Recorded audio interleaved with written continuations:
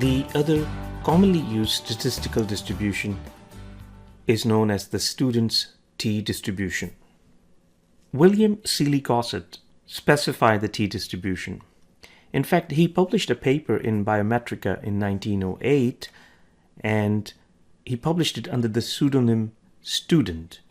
He worked for the Guinness Brewery in Durban, Ireland, where he worked with small samples of barley.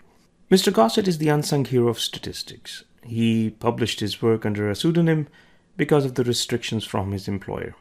Apart from his published work, his other contributions to statistical analysis are equally significant. The Cult of Statistical Significance, a must-read book for anyone interested in data science, chronicles Mr. Gossett's work and how other influential statisticians of the time, namely Ronald Fisher and Egon Pearson, by way of their academic bona fides, ended up being more influential than the equally deserving Mr. Gossett. The normal distribution describes the mean for a population, whereas the t-distribution describes the mean of samples drawn from a population. The t-distribution for each sample could be different, and the t-distribution resembles the normal distribution for large sample sizes. Here, I present normal distribution, which is drawn in blue, and the t-distribution with a degree of freedom of 1. As the degrees of freedom increase, the t-distribution curve becomes more similar to the normal distribution. In statistical analysis, several statistical tests rely on t-distribution. For instance, a comparison of means test uses the t-distribution and is also known as the t-test.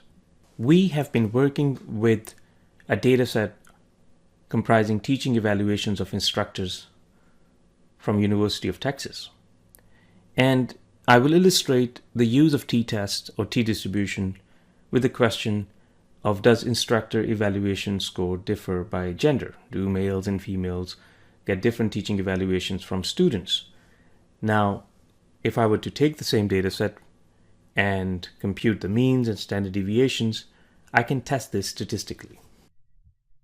I have computed the visual representation of the average teaching evaluation score for male and female instructors. The blue bar represents the average teaching evaluation value for females. The orange bar represents the average teaching evaluation value for males. By eyeballing it, it is around 4 and slightly less for females. Now, it's a small difference between males and females. The question is this difference statistically significant? To use a t-test, you have to make sure some assumptions are met.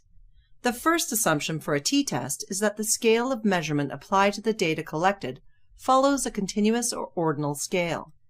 The second assumption is that the data is collected from a representative, randomly selected portion of the total population. The third assumption is the data, when plotted, will follow a normal distribution. And the final assumption is homogeneity of variance, to avoid the test statistics to be biased towards larger sample sizes. There is a test for this which will be discussed later.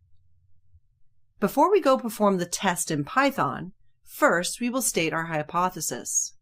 The null hypothesis is as follows.